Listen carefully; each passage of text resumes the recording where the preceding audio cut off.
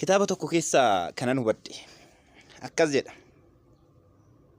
Gaggeessitoota dubbii malee hojii hin dandeenyeef, gaggeessitoota afaan isaaniin soba malee dhugaa hin beekneef, hin dubbanneef, gaggeessitoota suufii malee safuu hin beekneef, gaggeessitoota cooma malee cimina hin qabneef, gaggeessitoota dhaquu malee galuu hin beekneef, gaggeessitoota mul'achuu malee mul'ata hin qabneef, gaggeessitoota nyaachuu malee yaaduu hin beekneef, gaggeessitoota maree malee mala hin beekneef, gaggeessitoota fakkeessuu malee fakkeenya ta'uu hin dandeenyeef, gaggeessitoota qabeenya biyyaa saamuu malee qabeenya horachuu hin dandeenyeef jedha.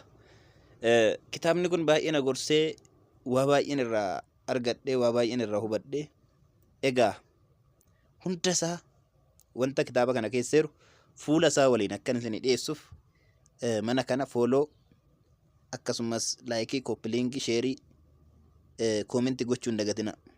Kitaaba kana jechuun baay'ee nama cimaadhaan barreeffamee gaggeessaa cimaadhaan barreeffame jechuudha. Kanaafuu namni kun eenyu nama jedhuuf egaa kitaaba kana waliin dubbisnee xumurree kaanee abbaa kitaabichas viidiyoodhaan kan isiniif hinnu taana. Kanaafuu mana kana fooloo sheer gochuu akka hin daganne.